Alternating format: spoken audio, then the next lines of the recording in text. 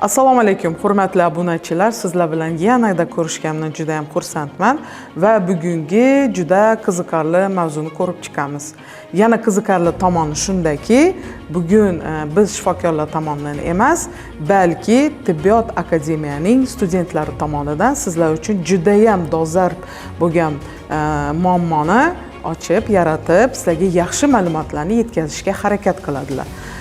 Tanishtiraman, bugungi bizlarning talabalarimiz 404-guruh talabalari, bu davolash fakulteti va bugungi dolzarb muammo kesir kesish.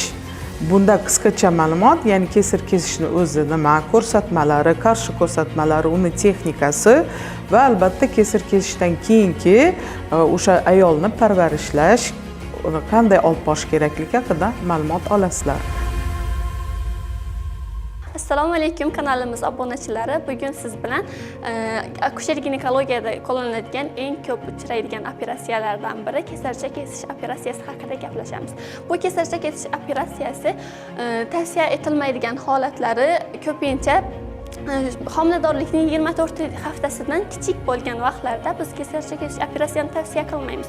Chunki bu vaqtda homilalarni kesarcha kesish operatsiyasi bilan olgan taqdirimizda ham homila yashab qolmaydi. Shuning uchun biz bu operatsiyani tavsiya qilmaymiz. Kesarcha kesish operatsiyani qilmasligimizni yana bir sabablaridan biri biz shu homilada tug'ma anomaliyalar, ya'ni chaqaloqni yashab ketish ehtimolligi past bo'lgan tug'ma anomaliya bilan kasallangan homilalarni biz kesarcha kesish operatsiya bilan operatsiya qilmaymiz. Chunki ularni yashab ketish ehtimolligi juda ham kam hisoblanadi. Qachonki biz ularni operatsiya qilishimiz mumkin, homilador ayolni chanog'i tor bo'lsa va unda tug'ish xavfi yuqori bo'lsa, biz kesarcha kesish operatsiyasini bajarishimiz kerak. Kesarcha kesish operatsiyasini asosan 4 ta kesma bilan bajarish usullari qo'llaniladi. Bu kesmalar Pfannenstiel kesmasi, Joel-Cohen kesmasi, Maillard kesmasi va o'rta vertikal kesmalardan foydalangan holatda biz kesarcha kesish operatsiyasini o'tkazamiz.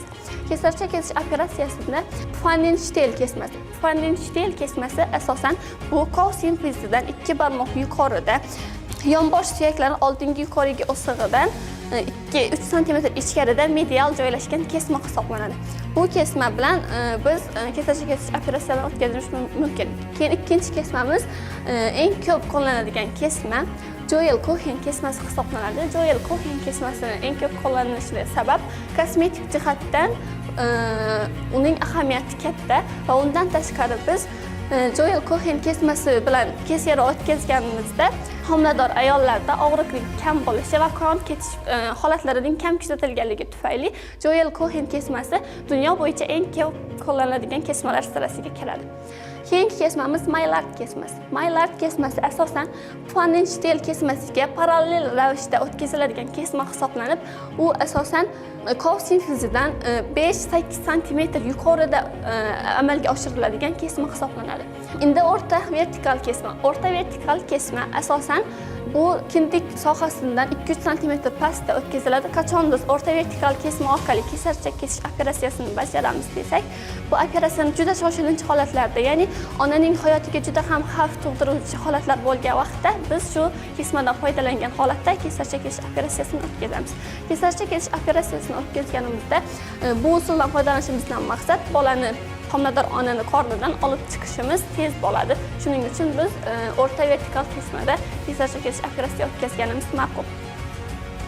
Joel-Cohen bo'yicha laboratoriya o'tkazish texnikasi. Joel-Cohen bo'yicha laboratoriya o'tkazganimizda teri qavatlari, muskul qavatlari va qavatma-qavat ochilib boriladi va biz bachadon miometrisini ochmoqchi bo'lgan paytimizda bachadon miometrisi juda ham kichik hajmda ochiladi va biz uni ochgandan so'ng amnion pardani yormagan holatda ochishimiz lozim bo'ladi.